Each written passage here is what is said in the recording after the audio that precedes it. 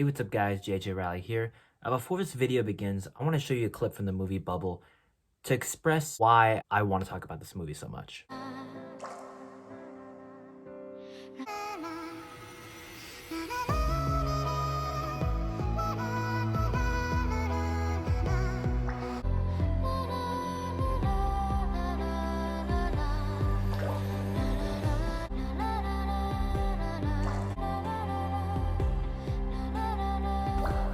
Alright, now let's snap back to reality for just a moment. Now I know what you're thinking.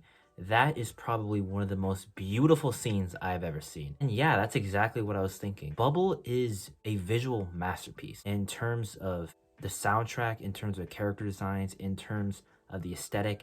Everything is just visually memorizing. For months, I've been extremely excited to watch the movie Bubble because it's had big names working on this project. From director Tetsuya Akira, who also did Attack on Titan and Death Note, Gen Urobuchi, who wrote Madoka Magica and Fate Zero, character design by Takashi Obata, who did the character designs for Death Note, and you also have the guy who did the soundtrack for Premiere. I forgot his name. I know I just butchered all their names, but still, I was incredibly excited to see this film, and this film did not disappoint. One of my biggest complaints that I would have about the movie is that this should have played in theater. The parkour is absolutely insane for this movie. If you don't know what this movie is about, it's essentially Tokyo is trapped in this huge bubble, and there's these groups of teams who essentially fight for resources and minerals using parkour. And it's insane because in the bubble there's a ton of weird gravity that allows people to jump high and run over the place. So really, if you're a fan of parkour, you're gonna love this movie.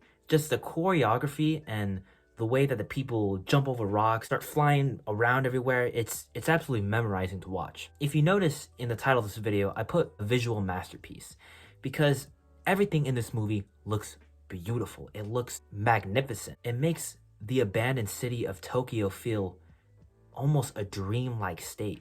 That being said, soundtrack, 10 out of 10.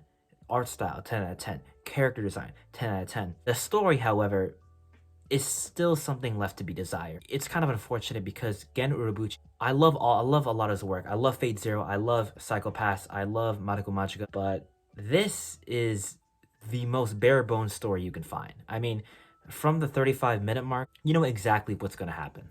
So why do I recommend this movie so much? Like I said, it's just visually stunning. Mark my words, people will come back to this movie and study frame by frame the parkour scenes, the choreography, and the stunts that, you know, there's so much to catch. If you're not focusing, you're gonna miss so many things. I mean, the story is very cliche. You're gonna probably guess like where the story is coming from. But that being said, I think the two main characters, the two main leads, I care for them.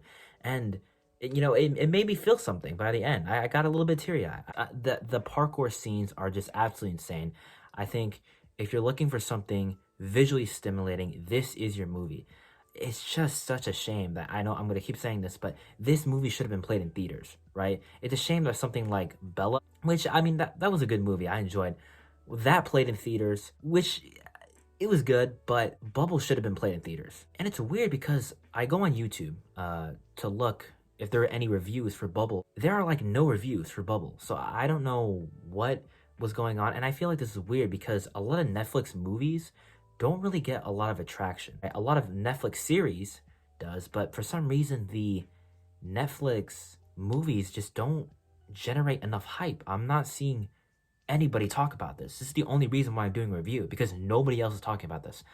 I don't know why. I guess people just didn't really resonate with the plot. I think the characters and the plot are probably the biggest downside of the movie. To me, I don't think that's the main focus. I think it's just the visuals and the parkour and just what they're able to achieve with drawings. All of this is just drawing, and just the light and the shadows, the water, everything just looks like a beautiful dream state that you just don't want to wake up from.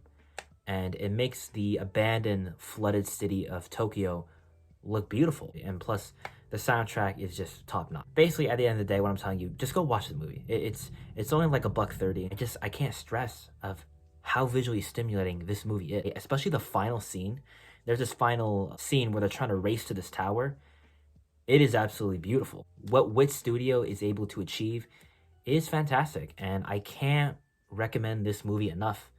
to people. So go watch Bubble. The whole animating team needs to pat themselves on the back because wow, it's a movie that just looks so different from a lot, even from a lot of the animes. It just looks very different. And so yeah, I can't give Wit Studio enough credit. I mean, they're always good in everything they do. Yeah, I mean, that's about it. All right, if you guys like the video, please like and subscribe. It always helps. And if you guys like the content, if you want to see more, subscribe. And I'll see you guys later. Peace.